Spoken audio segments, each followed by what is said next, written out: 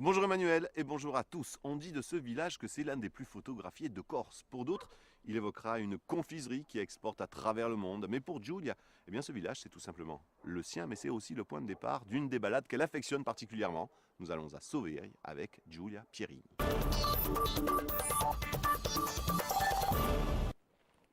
Giulia, bonjour. Bonjour. Merci de nous recevoir dans ton village. Sauveille, village paternel.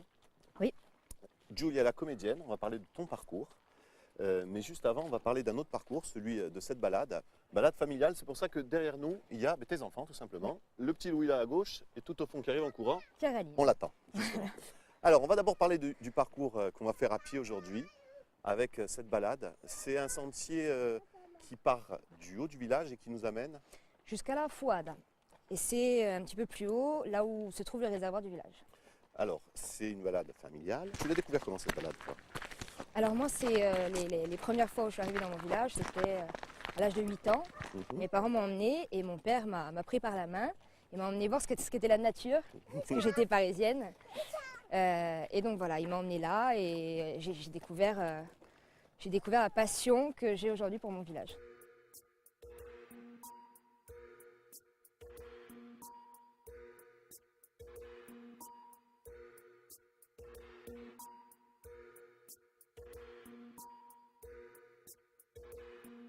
Donc, on est pratiquement à mi-chemin. Petite pause. Le réservoir, Oui. c'est lui qui alimente donc Sauveille. Tout le village par la source qui monte jusque là-haut dans les montagnes, qui s'appelle Forca, qui monte jusqu'au Padoulé. Et juste au-dessus, là, Mes grottes. les fameuses grottes. C'est toujours ça, on dit que c'est facile, ça grimpe quand même un peu. Hein. Ça grimpe. On y va. Encore combien là?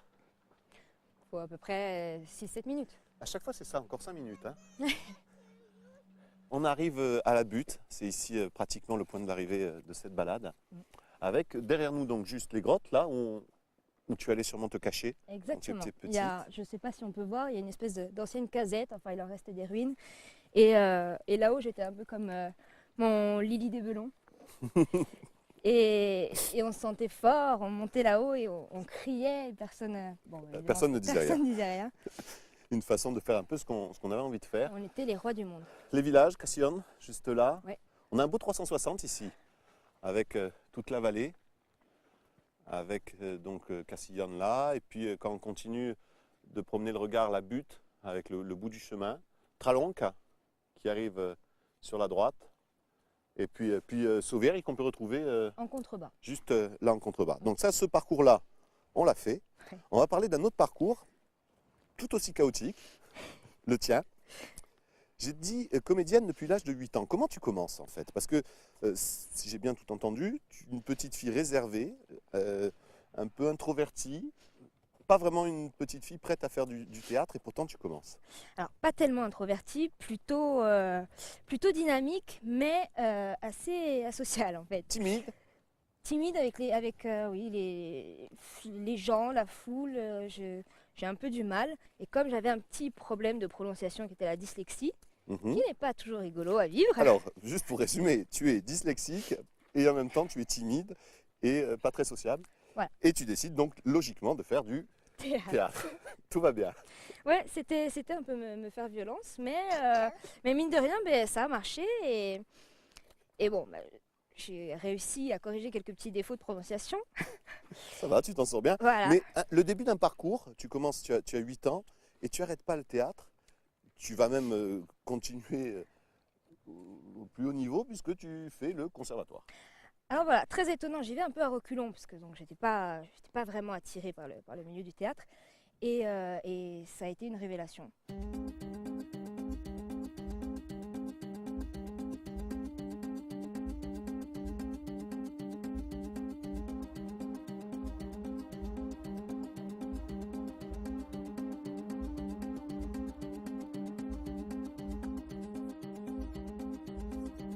Tu arrêtes le théâtre, mais tu n'arrêtes pas le spectacle puisque tu t'inscris à des castings. Tu veux faire du cinéma, tu veux faire des films, tu veux faire de la télé, tu continues là-dedans. Je me lance là-dedans au départ un peu comme une activité qui reprendrait celle du théâtre.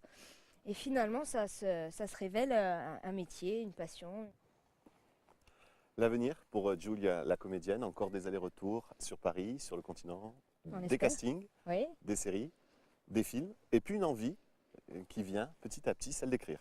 celle d'écrire, oui. Enfin, sans prétention pour le moment, mais je voudrais essayer de me risquer à me trouver un rôle qui vraiment m'appartient. Donc, on va voir ce que ça va donner. Après avoir joué les personnages des autres, créer ton personnage. C'est ça. Pourquoi Voilà. pas. Merci en tout cas, Giulia, de nous avoir fait partager ce parcours, cette balade, et puis le tien. Il est presque l'heure du goûter, la petite s'endort. Merci, à bientôt. Avec plaisir. En ce qui nous concerne, on se retrouve bien sûr la semaine prochaine avec une autre rencontre, un autre lieu et évidemment d'autres souvenirs. Salut.